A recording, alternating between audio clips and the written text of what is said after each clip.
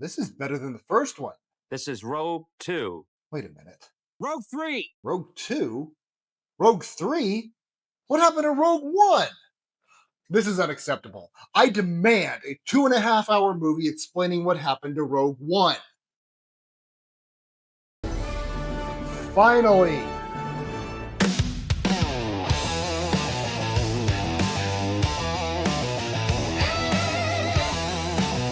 I love that picture. For those of you who have been living in a cave, Rogue One, A Star Wars Story is a 2016 movie that many consider to be the one that Disney got right. I think of it as the one that everybody misspelled. It's about a ragtag group of rebels stealing the schematics for the Death Star. Because after the Death Star in Star Wars, the second Death Star in Return of the Jedi, and Starkiller Base, aka the third Death Star in The Force Awakens, what Star Wars desperately needed was another Death Star plot. But you know what? It's okay. I admit, that's a cool premise. Even if you know how it turns out, spoiler alert, they do it. Star Wars has never given us any information about the people who stole the Death Star plans. So let's give this a shot. We start by meeting two main characters, Jyn Erso and Director Krennic. We instantly learn that Director Krennic is a fan of a good hike as he lands his starship about a mile away from his destination. You know what? You've heard it before. I'll try to avoid the low-hanging fruit. We also learn that Jyn's father, Galen Erso, formerly worked for the Empire and is wanted back, but he's uninterested in the offer. I won't do it, Krennic. Even though this scene is not a good example, I want to point out a major flaw in the writing, and that's that Director Krennic, the supposed antagonist, often comes off as the protagonist of the movie. Think about it. He has a clear goal, he has obstacles to overcome, and he's constantly mistreated for no clear reason. These are all things that are common to protagonists. If you want to be strict about it, and I do, everyone in this movie is an antagonist except him. Reverse Netflixification. My child. Come. Come. That preview didn't give us much. If you haven't seen Clone Wars, you have no idea who Saw Gerrera is, and therefore no idea how to feel about this. If you haven't seen Clone Wars, all you saw was Forrest Whitaker finding some little girl in a cave. And if you've seen Panic Room, you know that little girls are safe with Forrest Whitaker. What? I mean it. He was a nice guy in that! And the title is Rogue One, because everything we just saw suggests that title. If you haven't seen The Empire Strikes Back, then you have no idea what Rogue Group is. If you have seen The Empire Strikes Back, then you know that Rogue One is Luke Skywalker, so you've never wondered what Rogue One is. We now see a woman in an Imperial prison. It doesn't tell us who she is, or why she's there, or why we should give a shit. We can assume she's the grown-up Jyn, but it doesn't tell us that, or even that any time has passed. It just shows us that she's there and then moves on. Nice to meet you, prison lady. Next up is a dude with no connection to her in a distant location. We don't know it yet, but this is Cassian Andor. Wait, Cassian Andor. There's something familiar about that name. But let's take a look at it. Let's switch the order. Let's take the R and move it to after the CA. And put in a couple of L's. And another I. Hello, what have we here? Really? We are this desperate for names in Star Wars that we make new ones by editing old ones? Trade that necklace for a glimpse into your future. I'm Chirrut Inwit. How did you know I was wearing a necklace? Well, that answer you must pay. Maybe someone close to him said, "Hey, check out the woman in the necklace." Maybe he says that to everyone until someone responds. This is what scam artists do. It's not a mystery. In a movie full of wooden characters, Chirrut distinguishes himself as the most boring type of wood. I don't know what that is to you, but to me, it's Bodark. The reason for that is simple. My dad does woodwork for a hobby. For years, he was obsessed with Bodark. I would hear it daily. "Hey, look what I made! I made it out of Bodark!" I don't care about Bodark, Dad! So uncivilized. Anyway, Chirrut. Rogue One came at a time where Disney was really patting itself on the back for how diverse it could be. But if there were a catalog for so-called diverse characters, Chirrut is exactly what you would find under Asian guy. He's a master of martial arts, and he waxes philosophical every time he opens his mouth. We have seen that stereotype for decades. If they really cared about diversity, they would give us an original character. But they didn't do that. He's just one more incarnation of a tired caricature. There is more than one sort of prison, Captain. I sense that you carry yours wherever you go. Wow, that's interesting. Now, do you mind helping me break us out of this literal prison? I don't know why Diego Luna turned into Antonio Banderas there, but... Careful, this is pretty much Iron Man's origin story. The Council is sending you with us to Jeddah. This is the movie's comic relief character, K2SO. Now, no disrespect to Alan Tudyk, the man has a great body of work. I've enjoyed many of his performances. Tucker and Dale versus Evil, anyone? That being said, I have mixed feelings about this character. While he is funny, and that's something that Star Wars rarely succeeds at, search your feelings, you know it to be true. that's really all he is. His whole thing is that he tends to say whatever comes into his circuits. and what pops into his head is never friendly. It's a character you're supposed to sympathize with, but he's just kind of a dick. I'll be there for you. Cassian said I had to. A Tudyk, that is. Also, listen to his voice and tell me that's not just a more chilled out version of C-3PO. What do I know? My specialty is just strategic analysis. Oh, why, it's my primary function, sir. Did you know that wasn't me? We found the computer outlet, sir. Once you hear it, you will never unhear it. So far, all this movie has done is throw characters at us.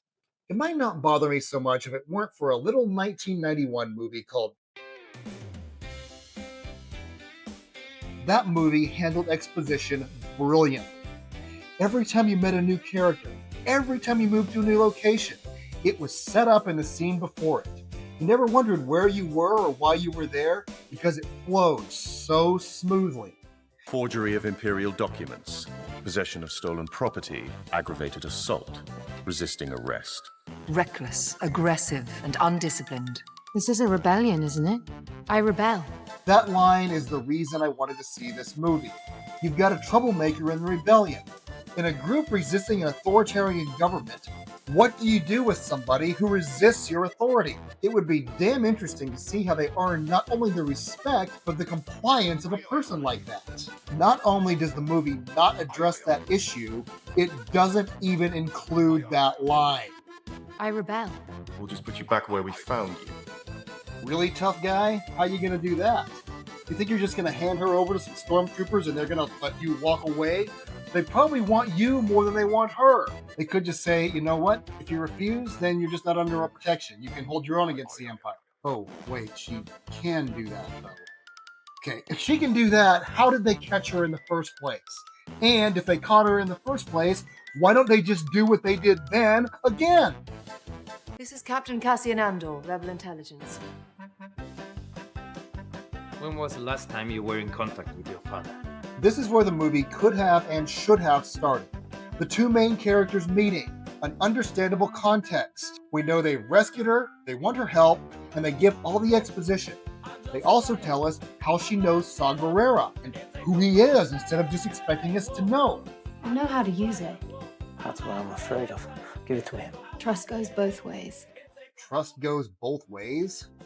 What has she done that's shown trust? Well, that's not going to go far. Andor is taking that blaster back. You're letting her keep it. Or he trusts her immediately. Tense. For a good example on how to do this, let's look at a little 1977 movie called...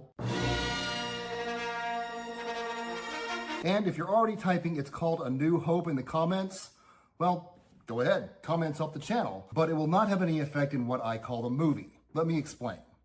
When this movie originally came out, it did not have Episode 4, A New Hope. That title was not added until the home video release. But even after that was added, it was years before anybody started calling it A New Hope. It wasn't until well after the prequels came out that that caught on. People my age grew up calling it Star Wars. I continue to call it Star Wars, and I will die calling it Star Wars. I know, tangent over. Luke and Han don't get off to the best start. But who's gonna fly it, kid? You? You bet I could. I'm not such a bad pilot myself. We don't just sit here and listen. But they go on some adventures together and rescue the princess. Then when they've escaped the Death Star, they have this beautiful little moment. Let's take a look at this very closely because it is a masterclass in subtext. Luke starts out by asking, Oh. What do you think of her, Han? and then Han says, Trying not to, kid. but Han has a suspicion that Luke might be asking because he's into Leia. Now, let's put retcon of the Jedi aside for a minute. Leia's my sister. That whole plot twist was not decided yet. At this time, it's not weird. Han decides to probe a little bit. What do you think? You think a princess and a guy like me? No. Then we see this little smile from Han. It's the first time in the movie that he's shown any kind of respect for Luke. He sees this guy's got a backbone. He sees he's a guy who's going to go after what he wants. And subtly, he's not intimidated by social class. It's pretty awesome, and all of that is subtextual. That way, the scene where Han is about to go off and pay Jabba before the Battle of Yavin, Luke is genuinely upset that Han won't be joining them. And if it weren't for that, it would not feel so dang good when we see Han shoot at Darth Vader's TIE fighter in the Battle of Yavin. Character arc paid off. God, I love the original Star Wars. What the fuck is up with CGI Tarkin? Are you seriously telling me that in all of Hollywood, there were no actors who could pass for an old Peter Cushing with just a little bit of makeup? That would have been a lot more respectful. We've heard word of rumors circulating through the city. Apparently, you've lost a rather talkative cargo pilot. You have made time an ally of the rebellion. Failure will find you explaining why to a far less patient audience. I will not fail. So here's what I was talking about earlier. We established that Krennic's goal is to prove the Death Star works, and that he has left some loose ends. We see he is not well regarded by his superiors and will face severe consequences if he fails. So we've established goal, obstacles, and stakes for the bad guy. Can you fill in those blanks for Jyn or Cassian? Instead, what we get is this cardboard cutout who never displays a hint of emotion. Watch what happens in the one spot where she tries to. That's good. Maybe you could practice in front of a mirror or something. But hey, AT-AT! One of the things that frustrates me about this movie is just seeing what it could have been. Imagine if Cassian were a disgraced rebel officer, and his only way to get back into the rebellion's good graces was to go on a suicide mission with a loose cannon like Jyn Erso. Imagine how many earned moments there could have been there. Imagine the emotional stakes involved in that. Instead, what we get is no earned moments. Things happen because the script needs them to happen. They have nothing to do with character development. I've placed a weakness deep within the system. A flaw so small and powerful they will never find it. Galen Erso's plot to sabotage the Death Star is actually a terrible plan. Star Wars made it clear that the rebels stood a slim chance of hitting that target. The approach will not be easy. You're required to maneuver straight down this trench and skim the surface to this point. The target area is only 2 meters wide. A good act of sabotage would not involve a target that would require a miracle to hit. A good act of sabotage would be more like an override code that would temporarily disable the life support systems or something. Anything. Create some inconvenience that they have to stop fighting in order to fix. I'm hard-pressed to think of anything worse than what he actually did. And if they have the schematics, they can find that weakness. So I'm still in command? You'll speak to the Emperor about... Krennic's request here is reasonable.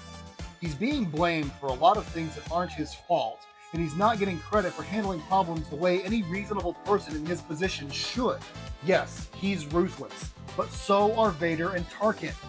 It doesn't feel like justice for them to be the ones treating him this way because they're worse than he is. More importantly, this scene does not need to be in the movie.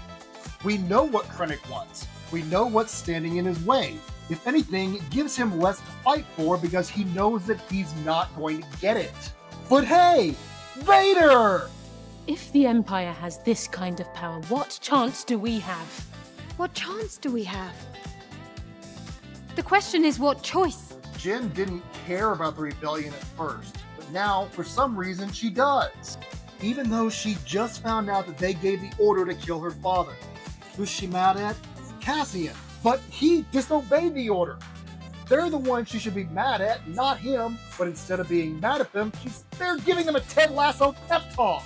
I'm going to go ahead and call spoilers from here on out. This is the spoiler zone. Keep giving the call. This is the spoiler zone. We're ruining it all. A Star Wars movie ending on a down note. The two main characters on the beach, knowing they're going to die, but facing death bravely, knowing that they've served the greater good. Oh, I take everything I said back. This is... What the fuck's going on? Let's go! We gotta go down! Yeah! Vader! What's everybody cheering for? Did we forget that Darth Vader is the bad guy? Stop cheering! He's killing the people we like! Stop cheering!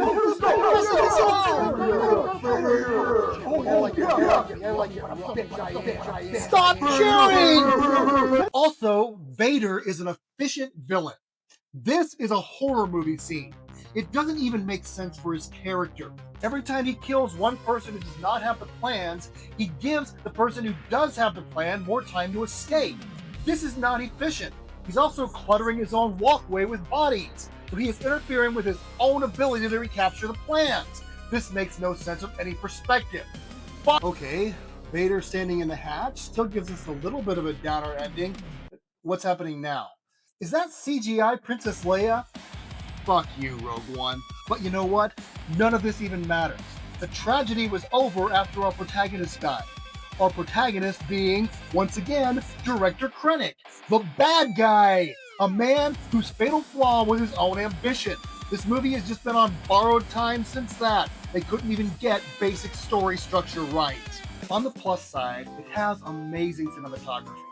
And Director Krennic is a better developed Star Wars villain than most. Props to Ben Mendelsohn for not missing a beat in his portrayal. And Diego Luna does as good a job as anyone could at playing such a static character. But there's no forgiving Felicity Jones's wooden performance as no one's favorite character, Jyn Erso.